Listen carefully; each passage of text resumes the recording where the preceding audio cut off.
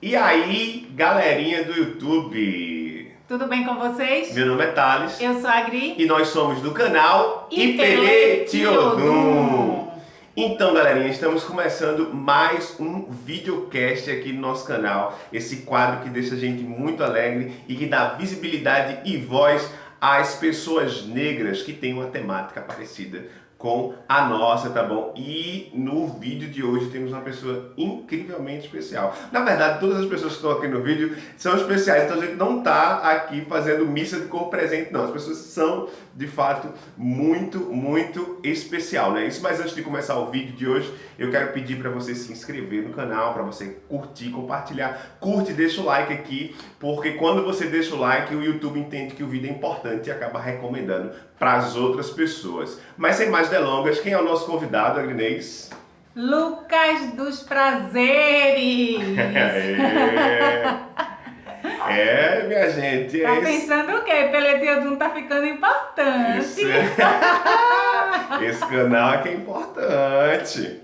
Então, eu vou começar falando um pouquinho quem é Lucas dos Prazeres, muito embora eu acho que todos vocês conhecem, e esse músico maravilhoso, né, que eu tive a honra de conhecer no Espaço Poste, pessoalmente, que a gente ouvia falar, ia para os shows de Lucas, e aí tivemos a honra de conhecer ele pessoalmente, ter esse contato mais íntimo lá no Espaço Poste, há 3 anos atrás. Eu estava até conversando com o Lucas aqui, que Lucas foi para o Espaço Poste fazer um show junto com a Daisy, que é a esposa dele, e o neném dele, que agora já está com 4 anos. E o neném ficou apaixonado por mim, eu fico louca pelo neném e eu estava grávida e não sabia.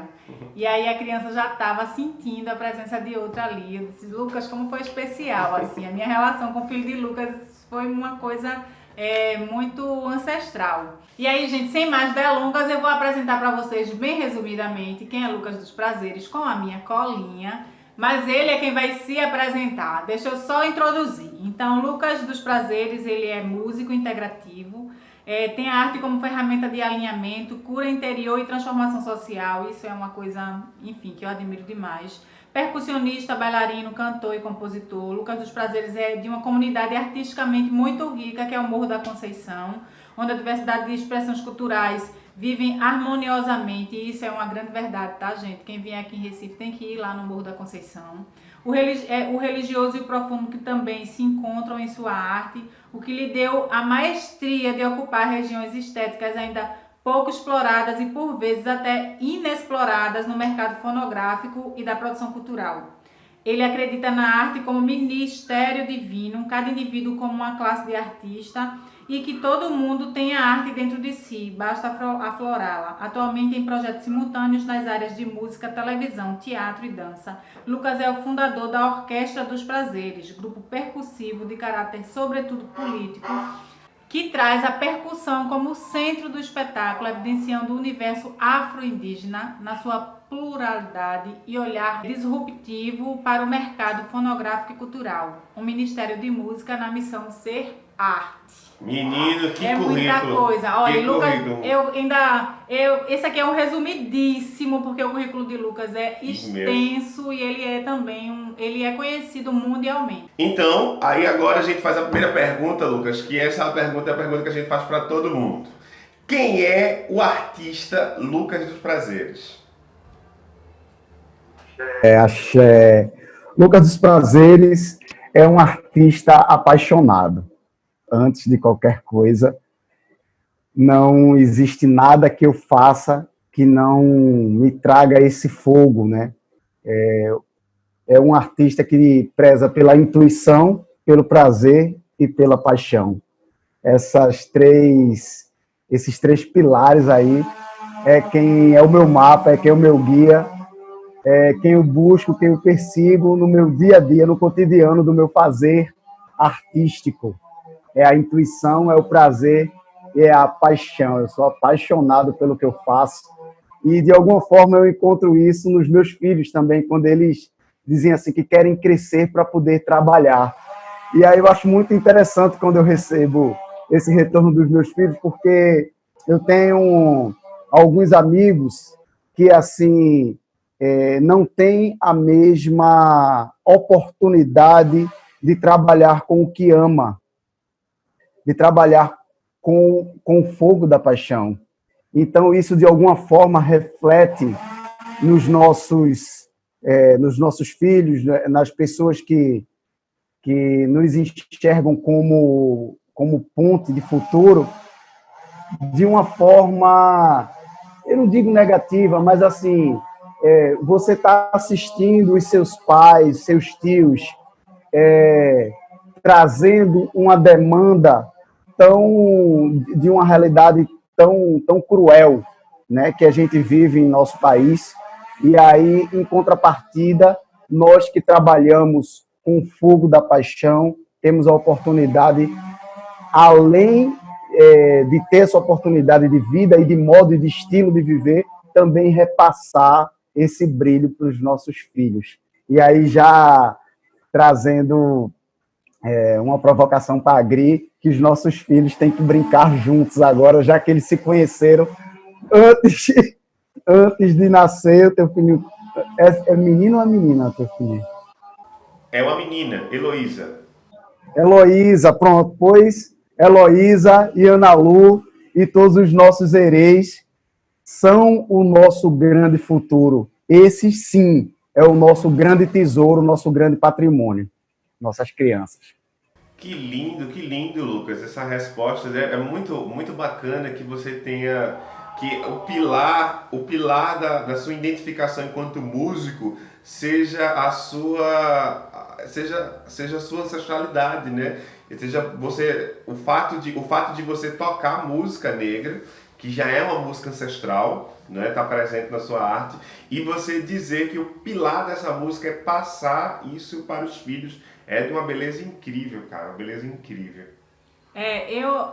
Quando eu li, né, a biografia resumida de Lucas, eu não falei que Lucas é filho de curandeira, né? Ele tem essa relação já dentro dessa matriz afro-indígena desde o nascimento. Então, e é muito bonito quando você reconhece isso e você traz isso dentro da sua arte, leva para o seu cotidiano, leva para a sua vida. Eu admiro muito quando a gente tem vontade, a gente reconhece e a gente tem coragem de assumir a nossa ancestralidade. Isso nos dá força, né? Nos faz ampliar, crescer ainda mais, em todas as esferas. Eu costumo dizer que eu sou um músico integrativo, porque tem uma máxima de Daisy, inclusive, que eu adoro, que é: honrando meus caminhos, me refaço inteiro. Então, só quando a gente une todas as nossas partes é que a gente se refaz inteiro e se entende no fazer artístico, além do entretenimento, o fazer artístico como carruagem. Então, eu costumo dizer que eu sou um músico integrativo, terapeuta percussivo, e acredito na potência transformadora de todas as expressões artísticas. Acredito na arte como ferramenta de transformação de si e do nosso entorno. Então, para mim, a máxima de ser artista não é simplesmente se entender enquanto brincadeira, enquanto entretenimento, mas, sobretudo, carregar a responsabilidade de informar e a responsabilidade de formação, de formar também o nosso grande quilombo, para que eles sejam formados através da arte e que leve essa ferramenta como estratégia de enfrentamento e liberdade. Lucas, eu acho que tu já começou de alguma maneira a introduzir, né, a nossa segunda pergunta, que é justamente quando é que você se viu negro. Você acabou de comentar aí, eu acho que você já começou a introduzir, e aí eu só ressalto assim, né, que você possa de alguma maneira nos mostrar quando foi esse momento. Eu tive a sorte e a alegria de nascer num momento da minha família em que eles já estavam desenvolvendo um trabalho de reconfiguração social no ensino. Então, eu tive a sorte de ser criança no jardim de infância, onde foi a casa da minha avó materna. Eu nasci lá, numa creche-escola chamada Centro Maria da Conceição, creche-escola que herdou o seu nome e o seu legado. Então, o Centro Maria da Conceição tinha porque ele não está mais em atividade já há algum tempo, mas ele durou, nesse formato de creche-escola, mais de 30 anos, e daqui, a gente, há uns 8, 9 anos, a gente interrompeu as atividades nesse formato de creche-escola, mas o trabalho continua em outras frentes, em outros formatos, de modo que daqui a 2 anos completamos 40 anos de estrada. Então, a minha avó, que era bezedeira, rezadeira, fazia as chamadas garrafadas, né? Remédios à base de plantas e ervas medicinais. Então, assim, todo o entorno ali do Morro da Conceição, Casa Amarela, conhecia a vovó, ia lá se benzer, ela lhes dava conselhos, além das rezas e das curas, vovó era muito conselheira, o pessoal ia lá realmente para entender como se alinhar. Vovó trazia um mirar para dentro para cada uma dessas pessoas. Vovó teve 7 filhos, minha mãe é a caçula, Conceição. E aí ela acabou parindo esses 7 filhos, mas amamentou além desses 7. Então ela foi mãe de leite, isso era uma coisa muito comum, ser mãe de leite, né, do seu entorno.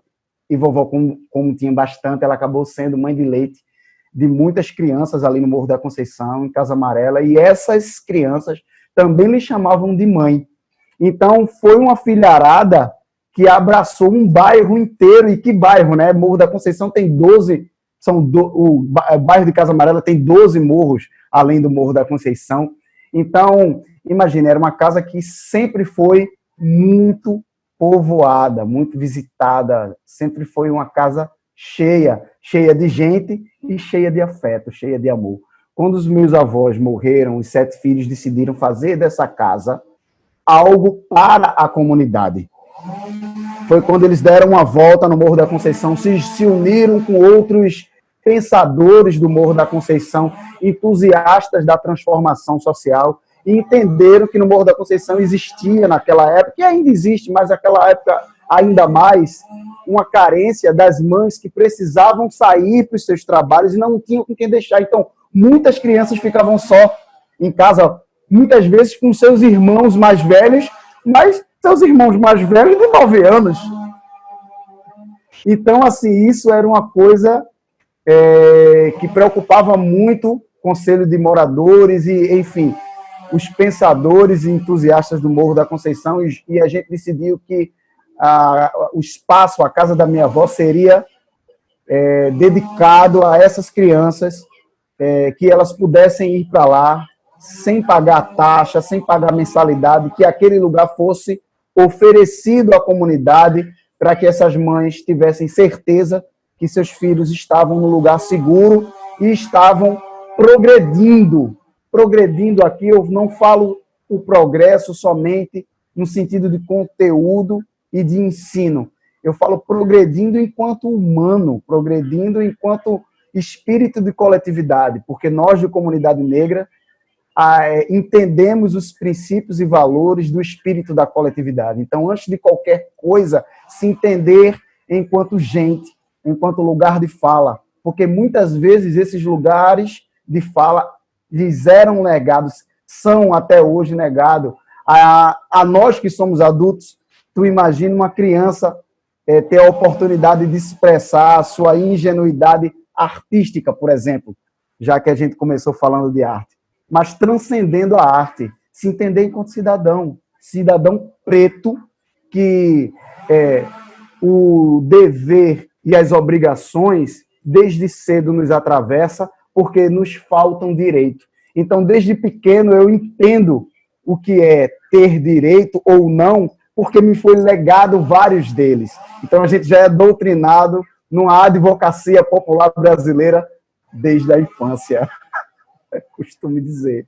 porque esse direito não é negado, nos é negado, e a gente acaba abordando isso que nos atravessa.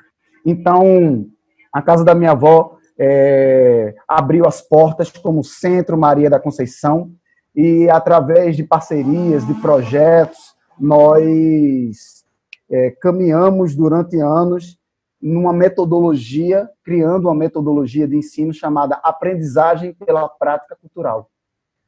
E na aprendizagem pela prática cultural, que foi quando eu nasci, a escolinha já existia. Então, respondendo mais diretamente a pergunta de vocês, eu me entendo como preto desde a minha gestação, porque minha mãe me pariu, ela teve toda a gestação dela, dando aula lá no Centro Maria da Conceição, pela aprendizagem pela prática cultural. Então, dentro da barriga dela, eu já estava recebendo os primeiros axés e pari lá dentro do Centro Maria da Conceição, casa de minha avó, e fui na linguagem da internet, a gente chama case de sucesso. Eu acho que eu sou um case de sucesso da aprendizagem pela prática cultural, porque nasci lá e estou aos 36 anos aplicando isso na minha vida e em todos os lugares onde eu passo. Eu queria destacar, para concluir essa pergunta de como me tornei negro, em 2005, né, o Centro Maria da Conceição, junto com a Secretaria de Educação da cidade do Recife e a CEPI, fizeram essa cartilha, né, que se chama Caboclo de Lança, a expressão da africanidade nos morros, que era para contribuir com a aplicação da Lei 10.639, que é de 2003, e o Centro Maria da Conceição, junto com o MNU e junto com outros órgãos, né, pensadores, em suas militâncias, fizeram parte efetiva da montagem dessa lei. Então, essa é uma lei de 2003, e em 2005, ainda sem aplicabilidade no ensino municipal e estadual, nós fizemos essa cartilha, até hoje a gente tem, né, Caboclo de Lança, a expressão da africanidade nos morros, e isso foi em 2005, estamos em 2020, e nós não temos uma efetividade na aplicabilidade dessa lei, a gente falar das nossas subjetividades, do nosso histórico, da nossa maneira e de enxergar o mundo, de visão de mundo. Enfim, os nossos patrimônios, os nossos heróis, a nossa maneira única de repasse de saberes, nada disso nos alcança no ensino fundamental, no ensino médio, na faculdade, e nenhum dos estágios acadêmicos brasileiros nós somos alcançados.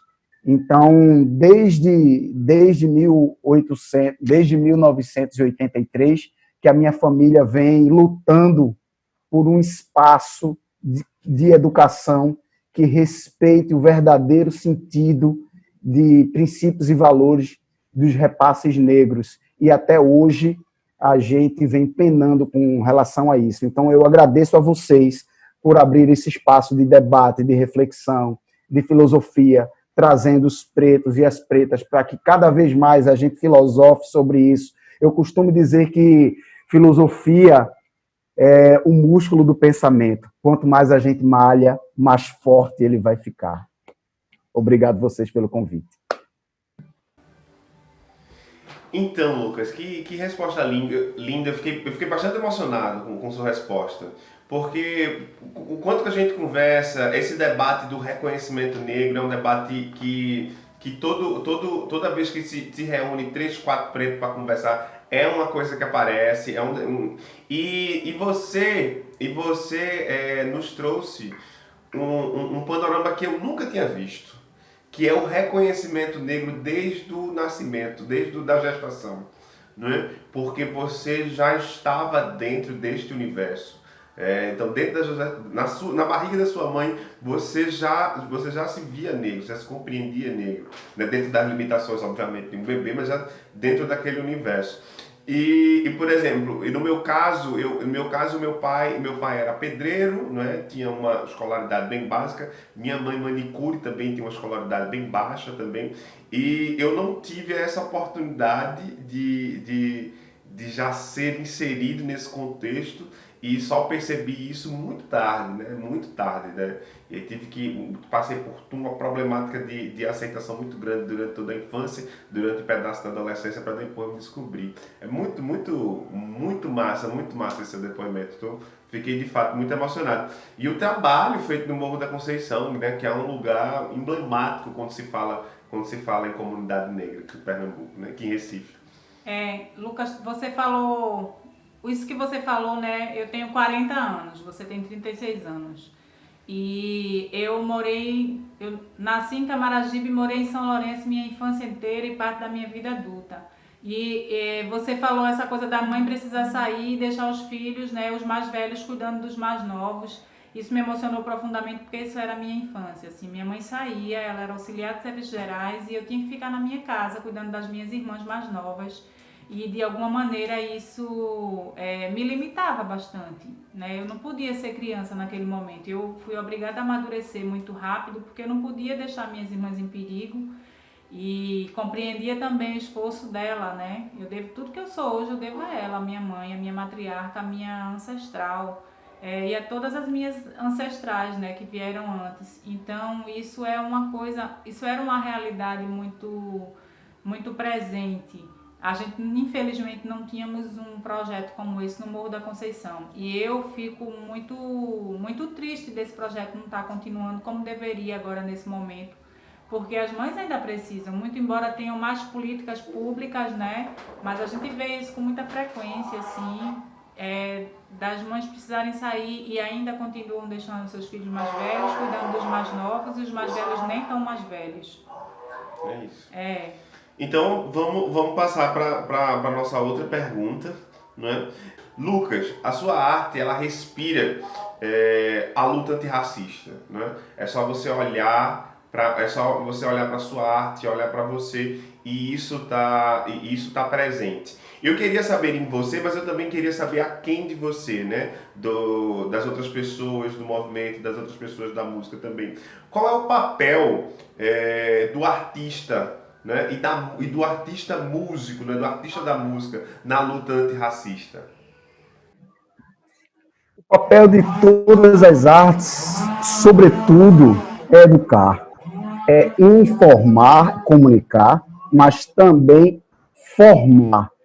Tem uma perspectiva de informação, de comunicação, e tem uma perspectiva formativa, de formar as pessoas através da ferramenta arte, não só a música.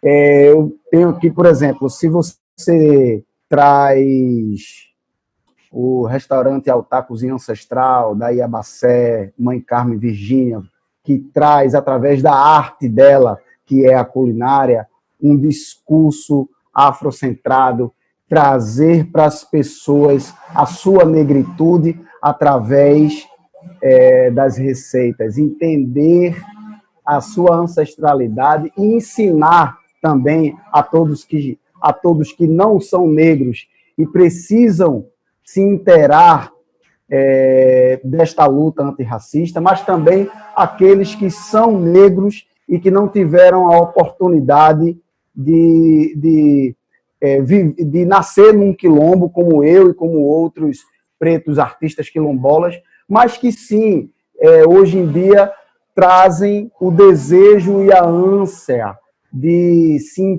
empretecer, não é, para poder estar numa frente, para poder estar na frente de batalha. Como também, isso na culinária, projetos feitos o Poste, que traz um recorte da africanidade para a dramaturgia, para o teatro, e nos forma, além de informar, nos forma. Vocês são formadores de artistas nesse recorte de entender o afrocentrismo dentro do teatro, dentro da dramaturgia. Na dança, temos uma Gemolê, lá em Peixinhos, que, além de trazer a dança, traz a dança sendo tocada ao vivo. Então, é uma dança, um musical, traz a dramaturgia também, né, na incorporação dos orixás, na incorporação de movimentos de trabalho que a gente precisa fazer durante uma trajetória que o corpo negro faz, né? Então, traz uma orixalidade e traz uma corporalidade de trabalho, um corpo memorial através dos seus espetáculos. A música, eu vou destacar a Orquestra dos Prazeres, já divulgando também, Lucas e a Orquestra dos Prazeres, que traz um recorte de orquestra de tambores, né? O nosso DVD Repercutir trata da ciclicidade das estações do ano, de uma abordagem afrocentrada da ciclicidade das estações do ano. Então, o DVD Repercutir, ele começa no inverno, depois ele explode na primavera, passa pelo verão e termina com o outono. São as águas de outono, né? As águas de Iemanjá, que levam as dores e trazem novos sabores, águas de renovação que limpam minha bagagem e me dão nova coragem para seguir na missão. Essa é a máxima do DVD Repercutir, para a gente sempre poder repercutir. Então, quem não viu ainda, já deixando aqui um convite, vai lá no YouTube, YouTube/Lucas dos Prazeres, e assiste aqui o DVD Repercutir. Ó, tem alguns exemplares físicos ainda, mas está disponível no canal do YouTube. Para quem não assistiu, vai lá, é de graça, e se inteira aí desse grande espetáculo que foi o DVD Repercutir. E além de todas as expressões de arte, como eu falei no início, que acredito na sua potência transformadora, para além do entretenimento, de educar mesmo. E aí, para além de todas as expressões de arte, os grandes coletivos, como o próprio Centro Maria da Conceição, como o Espaço Cultural Grupo Bongá Nação Xambá, lá aproveitando, já deixando o meu abraço fraterno para Guitinho e para Mari, grandes amores, grandes militantes também, lá da Nação Xambá, Pai Ivo, colofé sua bênção, Pai, que traz, através das expressões artísticas, informação e formação da sua comunidade. Então, sobretudo, a arte está, hoje em dia, para a gente se formar cidadãos, entender a nossa africanidade, entender quais são os direitos que nos faltam para a gente poder se posicionar numa frente de batalha. Antes de qualquer coisa, é a educação, a nossa formação, para além do entretenimento. Lucas, eu não mandei no release, mas eu vou pedir para tu tocar alguma coisa depois, Vici. Eu não sei se tu tá preparado para isso. Não entendi, não. Eu tô dizendo, quando eu mandei o release, né, das considerações, eu não disse que ia pedir para você tocar alguma coisa, mas eu vou pedir para você tocar alguma coisa, porque você ficou falando do CD Repercutir, eu fiquei aqui, meu Deus, eu preciso ouvir alguma coisa agora. Olha, eu sempre ando armado, né? Então eu tô aqui com o meu pandeiro, eu não largo ele nunca. Eu não sabia se ia poder tocar ou cantar alguma coisa ou não, mas deixei o pandeiro aqui do lado, já que no final, ali nas considerações finais, a gente pode tocar um pandeirinho, trazer um coco, de Zé Neguinho do Coco, ou até alguma coisa do DVD Repercutir. Vou ter muito prazer em a gente celebrar com música, que é isso que a gente ama fazer. É isso. Que alegria! Você também você falou, né, dessa coisa da luta antirracista enquanto músico, e a gente, eu sabendo, né, da sua matriz, né, da sua ancestralidade, e a gente queria que você falasse um pouquinho, né, como que a religião, ela se apresenta. A partir do momento que a gente vê Lucas dos Prazeres, a gente já sente a religião de matriz africana aí presente, essa ancestralidade afro-indígena presente, né? E aí a gente queria saber, só para você explanar mesmo como é que ela se apresenta. A gente já vê, você chegou, a gente já vê a sua presença, a presença ancestral que vem com você. Mas dentro do que você faz, né, como é que essa religião afro ela se apresenta? Somente completando, Lucas, o que acontece é que, sim, quando a gente olha para Lucas dos Prazeres, a gente olha, por exemplo, a gente olha para o seu setup atrás, né? Já tem uma representatividade. Você já traz isso no corpo. Mas a gente também quer perguntar o aquém disso, porque você também faz parte do universo musical, né? Você faz parte de outros grupos, você tem uma orquestra que se apresenta com isso. E a gente quer saber como é que a religião afro ela se apresenta nesse panorama, entende? Maravilha. As religiões de matriz africana se entende que é a nossa maior concentração de princípios e valores pretos, princípios e valores negros. É a nossa faculdade civilizatória, entende? Dentro do terreiro, dentro dos espaços de resistência, no meu caso afro-pernambucano, né? Porque apesar de estar no Rio de Janeiro, eu nunca saí de Pernambuco, então o meu planeta é Pernambuco. Então, dentro dos terreiros é onde a gente encontra o verdadeiro exercício desses princípios e valores. São as nossas embaixadas, é a nossa faculdade. É ali que a gente aprende, exerce e se nutre para que a gente possa, quando for para uma batalha antirracista, constranger os constrangedores. E eu acho que isso é ser antirracista hoje. Isso é a gente ter poder e axé de fala para poder constranger os constrangedores. Então, é dentro do terreiro que a gente se carrega energeticamente, se carrega espiritualmente, mas a gente também se carrega politicamente, porque é com o nosso pai de santo, é com a nossa mãe de santo, são com as nossas iabacés, são com as nossas iaquequerês, que nos ensinam esta caminhada de forma mais consistente. Então, os terreiros, para mim, hoje, representa a partícula que manteve viva durante todos esses anos, para que hoje a gente pudesse ainda ter a nossa vivência, para a gente ter a nossa cultura ainda viva, o nosso patrimônio vivo. E quando eu falo patrimônio, eu falo material e imaterial, principalmente o patrimônio imaterial, que é mais difícil de você preservar, porque só se preserva patrimônio imaterial vivendo, só se preserva uma brincadeira brincando, não é escrevendo um livro sobre ela. Eu só vou preservar a brincadeira do coco de roda quando eu pegar o meu pandeiro e ensinar o meu filho a tamanquear, a dar uma umbigada, a sentir prazer em dar uma umbigada e sentir a brincadeira, brincar junto comigo de coco de roda.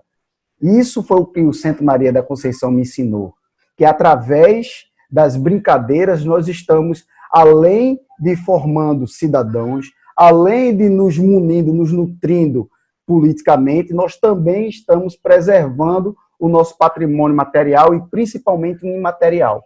Então, os terreiros de candomblé, os terreiros de Jurema, os terreiros de Umbanda, todos os espaços de resistência afro-brasileiros são hoje os responsáveis por preservar a nossa cultura e a nossa memória, por vivenciar na pele. Nós temos a experiência desses princípios e desses valores. Sem os terreiros de candomblé, a nossa lamparina talvez não estivesse mais acesa. Foram os terreiros de candomblé, foram os espaços de resistência afro-brasileiros que mantiveram a lamparina acesa até 2020. E para sempre assim o será.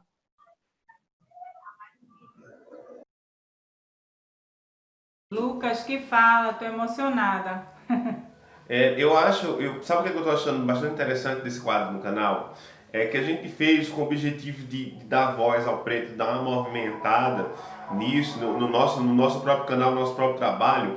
E é interessante como todas as manhãs que a gente senta aqui e conversou com o Naná, conversou com o Surama, conversou com o William, e agora está conversando com você, como a gente sai daqui nutrido de uma felicidade, de um brilho que é proveniente dessas conversas acerca da pretitude, acerca da negritude.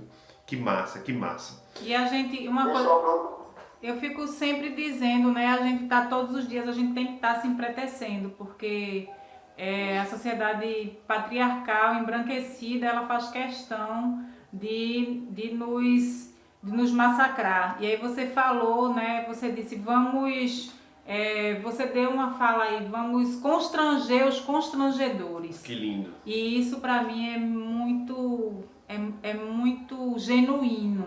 É isso. É porque o racismo, ele é uma doença, né, social, e ele adoece em várias perspectivas. Ele adoece o nosso corpo físico, mas ele adoece a nossa mentalidade, ele adoece o nosso campo emocional, ele adoece o nosso campo sutil. Então, durante muito tempo, eu me encontrava naquela posição de que eu não vou constranger os constrangedores, porque senão eles vão dizer que eu estou fazendo caso, que eu estou querendo aparecer, que deixa isso para lá, aquela piadinha racista do café da manhã de todos os dias, que você vai, não, mas só foi um comentário, e aí você vai juntando isso, aquele olhar na parada de ônibus, né? Todo dia, na hora de ir para a escola, na hora de ir para a faculdade, você recebe bombardeios de olhares, você, né? Você volta da faculdade de noite, muda de calçada e alguém esconde a bolsa, alguém fica constrangido com você, e essas coisas vão te adoecendo. Essas coisas vão te adoecendo, a ponto de, quando você é abordado por situações mais agressivas, você acaba, mais uma vez, querendo colocar panos quentes, querendo abafar, que é para não, numa visão embranquecida, como eles dizem, não querer aparecer, não querer fazer caso. E aí, o que é que isso acontece? O que é que acontece? Acontece que chega um momento que nós estamos enfrentando hoje em dia uma disputa de narrativas. Quem cala, consente. E na disputa de narrativas, a justiça hoje, aquele símbolo de justiça que tem os olhos vedados, não me representa mais. A justiça que me representa é a justiça que vê, é o amor que enxerga. É o amor que, por mais que doa, eu venha pontuar um comentário desagradável, eu venha pontuar uma atitude agressiva e eu venha constranger quem não quer viver de forma respeitosa e harmoniosa coletivamente e decide confrontar, nós também, a partir de agora, vamos constranger os constrangedores. Eu tenho isso muito claro, na minha mente, porque chega um momento que se a gente não... Eu estou muito feliz com esse quilombo virtual que está se aumentando, está se evoluindo na pandemia. Porque, assim, talvez se não fosse um regime de quarentena, eu não tivesse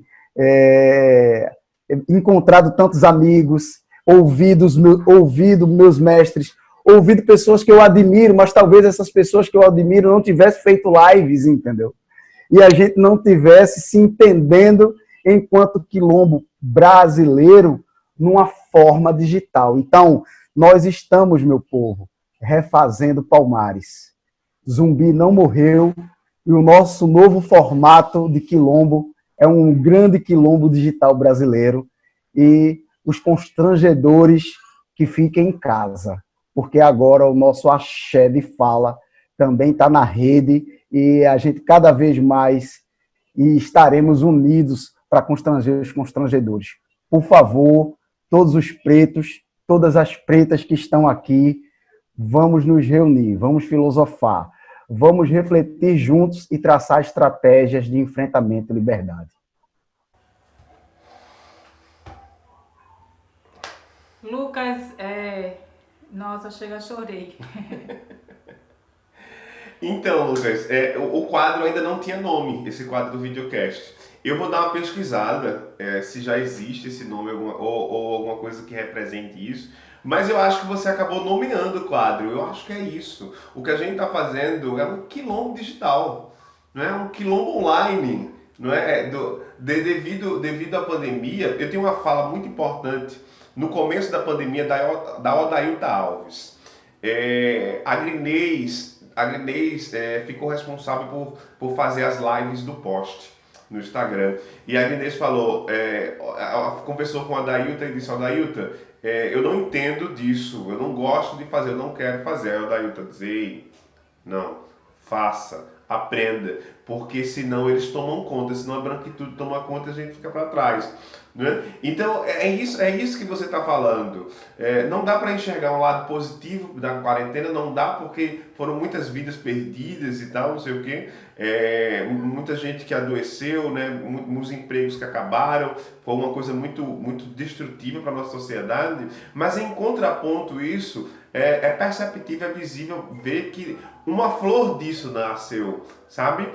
Que é a ideia de que os pretos tiveram que dominar essas tecnologias, tiveram que fazer uso dessa tecnologia para poder se aquilombar virtualmente e não deixar que o nosso discurso fique na mão da branquitude. A gente já tem uma articulação em Recife, né? Eu sou muito orgulhoso da minha cidade de ver tantas iniciativas, né? Tantos pretos e pretas fazendo trabalhos de informação, de formação, através de várias frentes, através dos fazeres artísticos, mas também na área da educação, enfim. Nós somos muito, muito nutridos, nós somos uma comunidade preta forte em Pernambuco, principalmente em Recife. Queria destacar aqui a Terça Negra, que para mim é o ápice do aquilombamento, o ápice do quilombismo, né? Do exercício da nossa pretitude em praça pública, né? E aí eu deixo aqui já uma sugestão de leitura, que é o livro da minha tia, Lúcia dos Prazeres, que acabou de ser publicado, que se chama Terça Negra, Narrativas sobre Dança, Música, Espiritualidade e Sagrado, que é a tese de mestrado de tia Lúcia dos Prazeres, e a Lorixá, educadora, mãe, vó, o amor das nossas vidas, nossa sacerdote, nossa liderança aqui no Quilombo dos Prazeres. E aí tem essa leitura importantíssima que eu quero deixar de sugestão e dizer que agora temos que fazer esse aquilombamento digital. Se a gente não sabe, vamos nos instruir.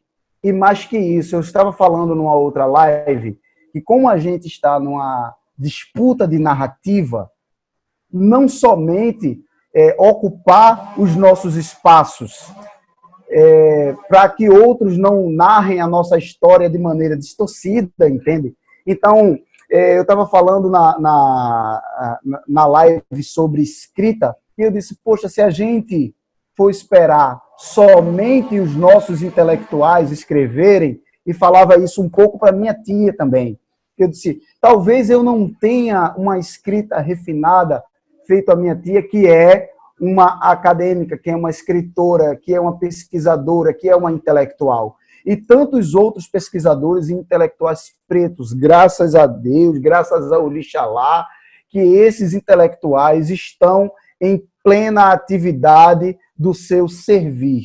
Então, além disso, o que podemos fazer? Escrever também, mas se eu for esperar a minha escrita se refinar a intelectualidade para eu poder escrever, a gente vai perder muito tempo de disputa de poder. Então é necessário que Lucas, mesmo com seu pretoguês, escreva as suas próprias narrativas. É preciso que os nossos jovens, é preciso que a nossa juventude, com o seu português, narrem as suas próprias realidades, no seu gueto, na sua favela, como é o seu trajeto de ir e vir, porque é através dessas narrativas que vai me atravessar e eu vou entender como transcendê-las.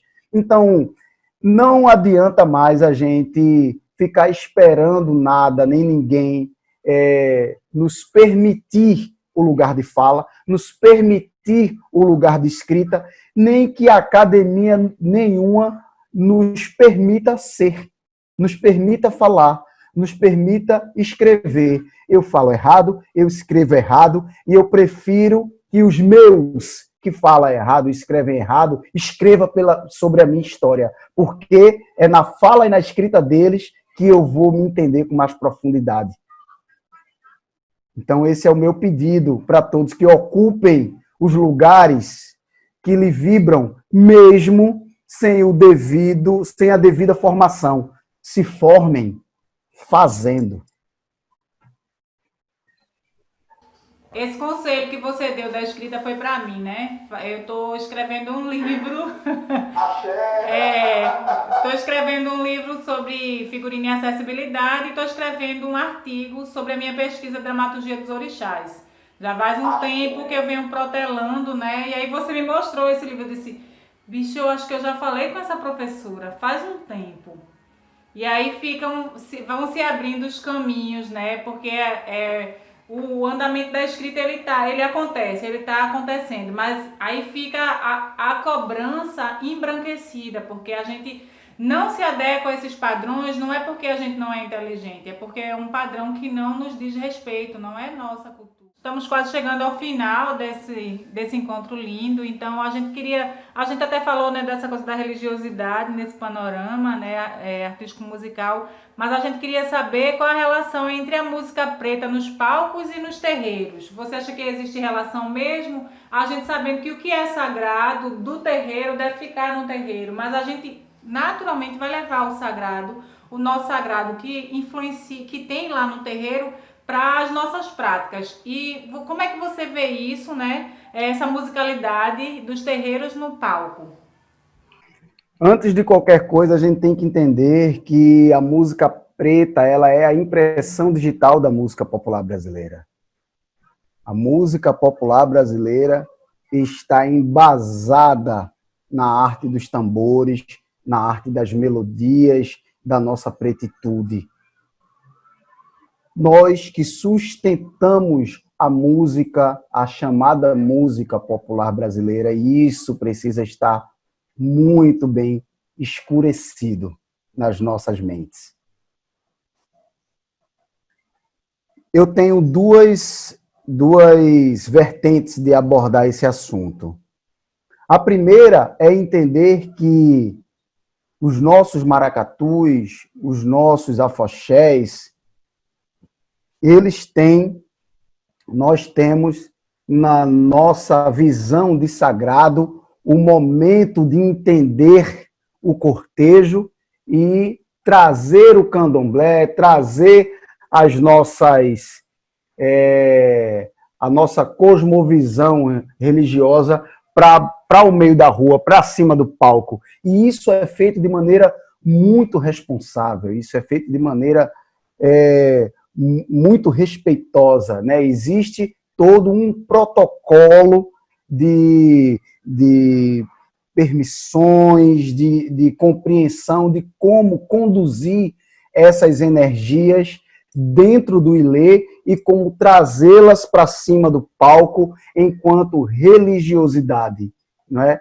Então isso cabe aos nossos sacerdotes, né? Aos nossos maracatus, aos nossos afoxés, né? Os nossos babás, as nossas iais, que fazem isso com maestria, né, com muita dedicação, com muita ciência, com muito respeito e com muita responsabilidade.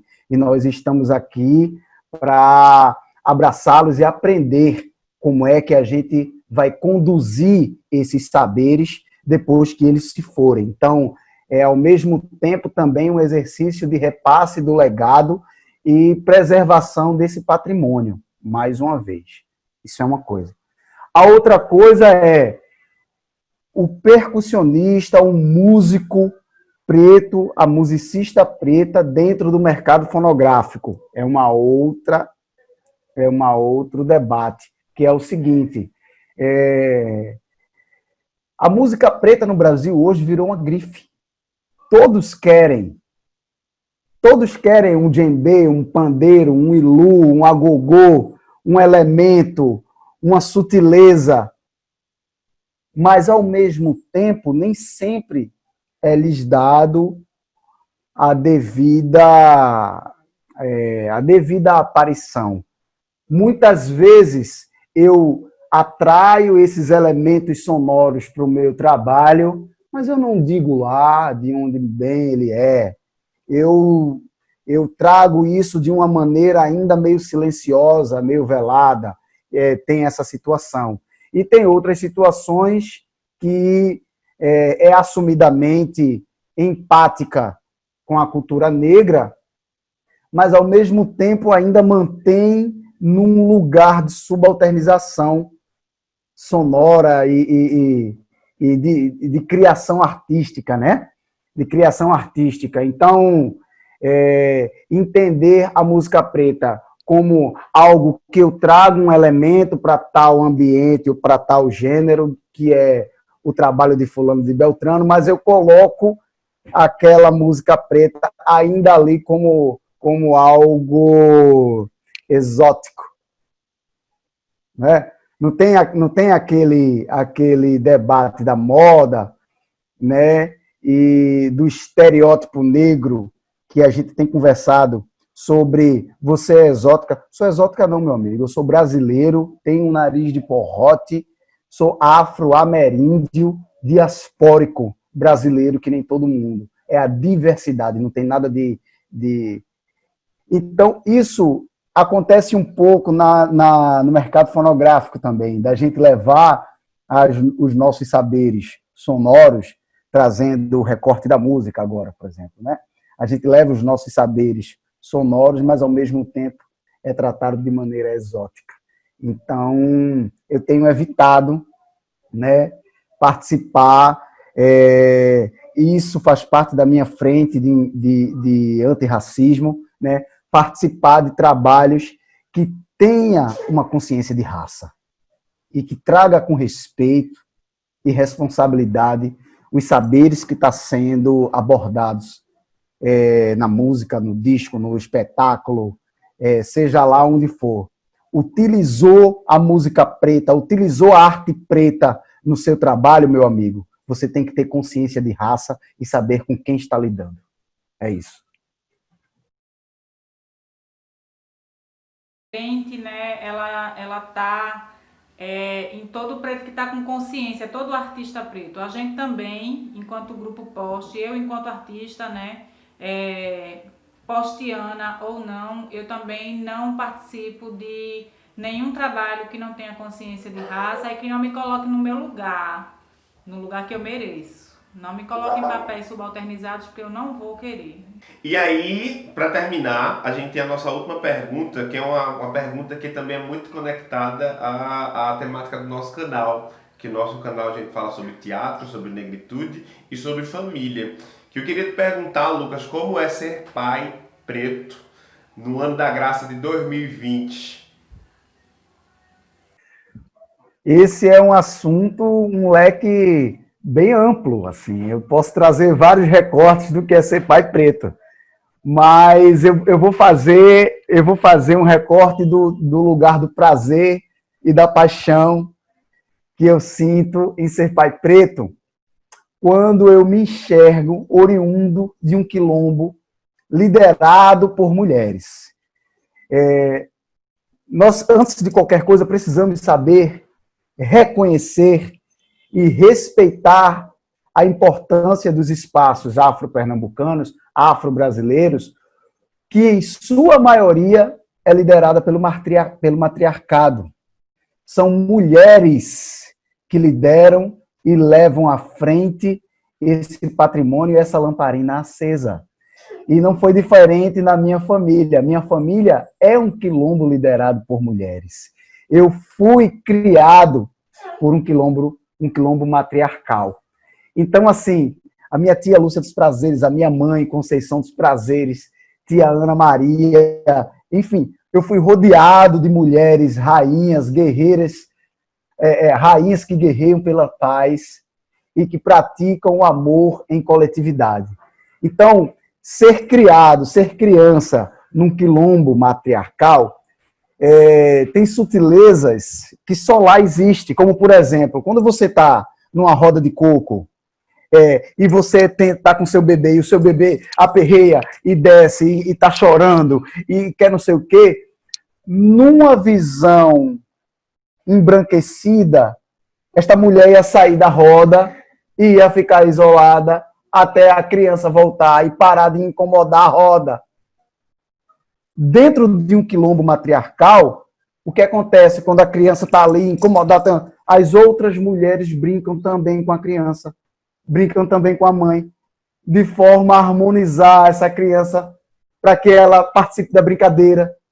E não se saia entende? Não se saia do exercício da coletividade. Se ela está ali incomodada, as outras procuram saber o que está incomodando para poder manter o ciclo aceso. Então, foi assim, eu fui uma criança assim. Uma criança que, quando me incomodei, a minha mãe não precisou sair para poder me afinar e depois voltar. Eu fui afinado pela roda. Aí uma outra tia me pegava, uma avó me pegava. Isso é uma criação do quilombo liderado por mulheres. São os princípios e valores do espírito da coletividade, uma civilização que preza o espírito da coletividade. E quando eu me torno pai, o que acontece? Eu me reconecto com o meu lado mulher. Porque eu fui mulher na minha infância, eu fui mulher na minha adolescência, eu fui mulher na minha juventude, e quando eu me torno adulto e pai, eu também sou mulher. Eu também integro todas as minhas partes. A minha parte do sagrado masculino e a minha parte do sagrado feminino. Porque nós somos essas duas polaridades. Quando a gente entender que somos essas duas polaridades, entenderemos como nos equilibrar e como repassar esse equilíbrio para os nossos filhos. Porque só assim a gente vai entender como repassar. É só com um mirar para dentro. É só com um mergulho em si mesmo que a gente consegue externar esse amor e consegue fazer ponte de repasse.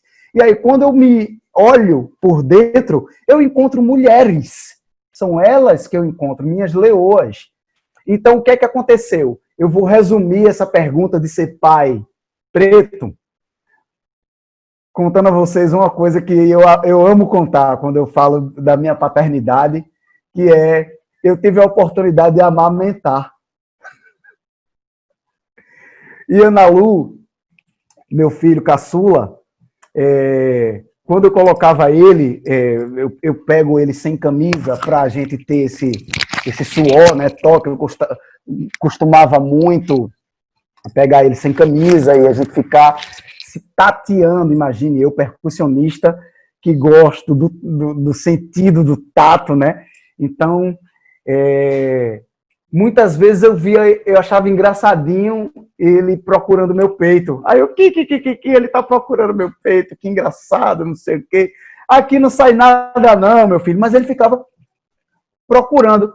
Até que um dia, trazendo o discurso de me entender mulher também, eu disse, deixa eu colocar. Quando eu coloquei, ele fez meu peito de chupeta e ficou horas ali,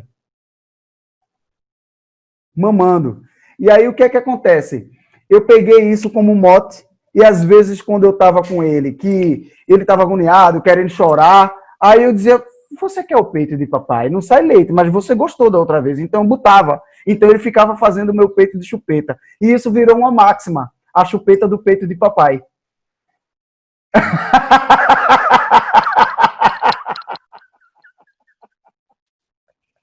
Então, eu fui um pai preto que amamentou. E eu sinto muito orgulho disso. Para mim, isso é ser pai preto. Que história linda, Lucas. Que Incrível. depoimento lindo. E é lindo também, né, ter essa consciência de que, sim, de fato, num quilombo, né, num ajuntamento das pretas, a gente se divide. Eu faço parte da rede de mulheres afrocentradas e as pretas que vão entrando, né, olha, eu não posso participar de tal reunião porque eu tenho uma filha. Não, mas traz a filha também. Heloísa tá na reunião. Todo mundo está na reunião. Heloísa corre nua no meio da reunião. Estamos todas lá. Quando nos encontramos pessoalmente, né? Nesse momento não dá ainda. Mas esse encontro não é só o encontro das mulheres, são as mulheres e os seus filhos e tem os espaços para todo mundo e estamos juntas, uma ajudando a outra. Muito seminário com a minha mãe. Eu fui para muita reunião. Eu fui para muito reunião de planejamento que durava 2 dias. E aí, como é que a galera vai planejar cheio de criança? Então, elas se reservavam entre si para poder uma ou outra ficar numa recreação ali com as crianças enquanto... E a minha vida inteira foi essa. Assistir as minhas mães, porque eu tenho a alegria de poder falar essa frase no plural, as minhas mães, né? Nos criando em meio aos seus trabalhos, em meio ao seu ofício. E é isso, assim, nós chegamos ao final e claro que eu não ia finalizar sem pedir para você tocar alguma coisa para a gente, né? Para a gente finalizar aqui assim, tocando. E você também está à liberdade de fazer suas considerações finais. A ordem é você que diz, se você considera e você toca, ou se você toca e depois considera, enfim. Fique à vontade. Eu vou fazer umas considerações finais breve para a gente poder encerrar com música. Eu queria deixar uma provocação, uma inquietação que já vem tomando meu corpo, minha mente, minhas reflexões, né, o meu exercício filosófico nos últimos meses, que a gente tem debatido, né, enquanto quilombo digital que está crescendo, né, com a curva bem ascendente, né? Orixalá que abençoe, meu pai Xangô que traga justiça, discernimento e Ogum que abra os caminhos desse grande quilombo digital que está se abrindo e que em algum momento a gente possa ser Brasil, porque nós somos a impressão digital do povo brasileiro, né? Se existe casario, se existe a Casa Grande, foi com o nosso suor e com o nosso sangue. Então, agora, a Casa Grande é nossa, por fato e direito também, e a gente vai ocupar. Então, eu queria deixar uma provocação, que é como tudo parte, do meu ponto de vista, parte da educação, né? E a gente traz as artes que transcendem o entretenimento. A gente traz as artes para além do entretenimento.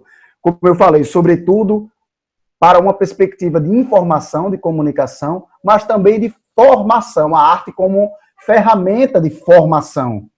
Então, o grande desafio é a educação. O grande desafio é a educação. Então, nessa perspectiva de educação, eu vou deixar uma provocação, e isso pode ser assunto para um outro encontro nosso, já deixando aqui a sementinha do nosso próximo encontro.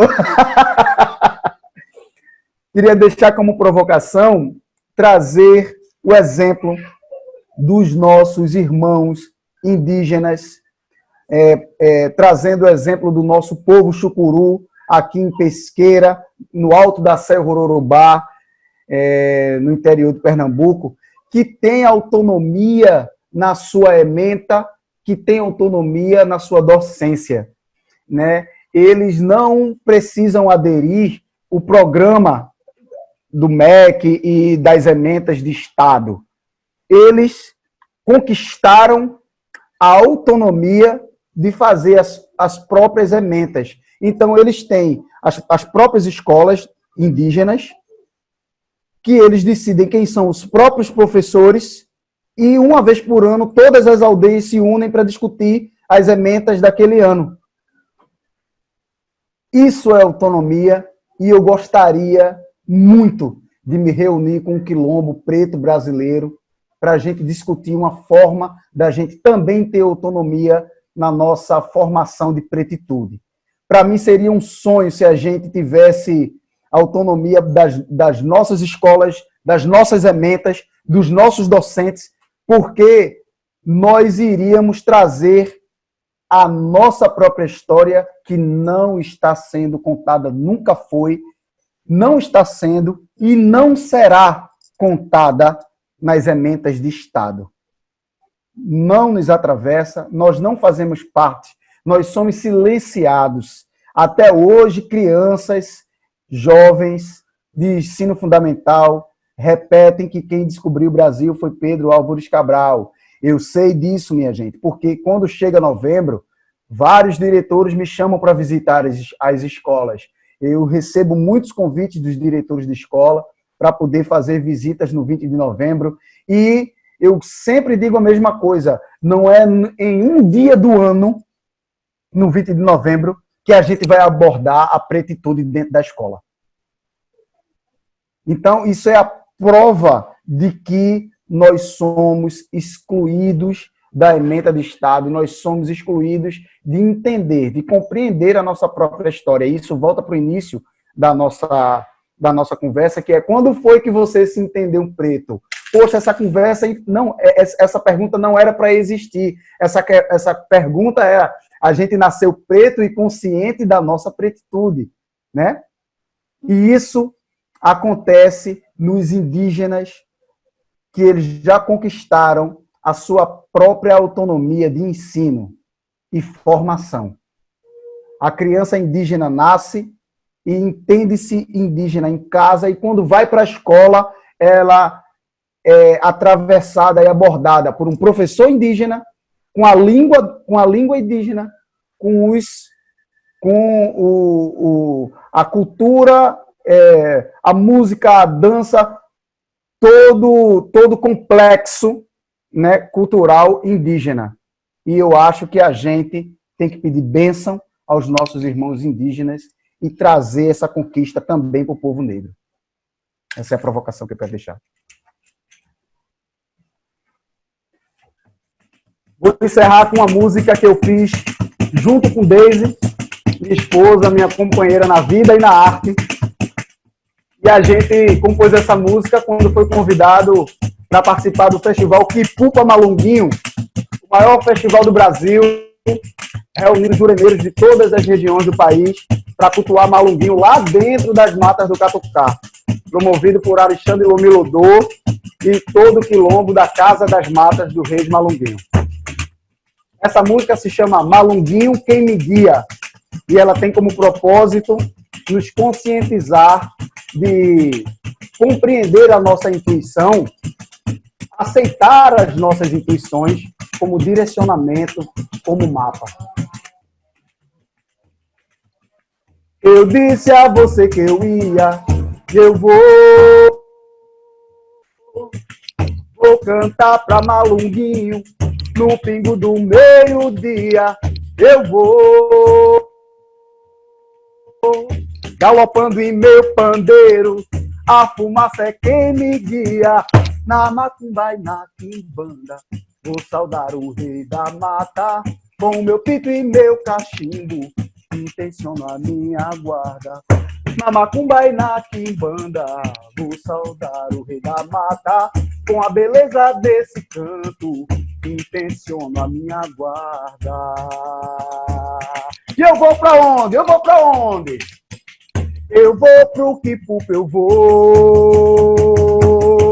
Malunguinho, seja meu guia, Malunguinho, seja meu mapa. Tira os estrepes do caminho, portão de ouro me aguarda. Malunguinho, seja meu guia, Malunguinho, seja meu mapa. tira os estrepes do caminho, portão de ouro me aguarda. Malunguinho, seja meu guia, seja meu mapa, tira os estrepes do caminho, portão de ouro é quem me guarda. Eu vou pra onde? Eu vou pra onde? Eu vou pro Quipupa, eu vou.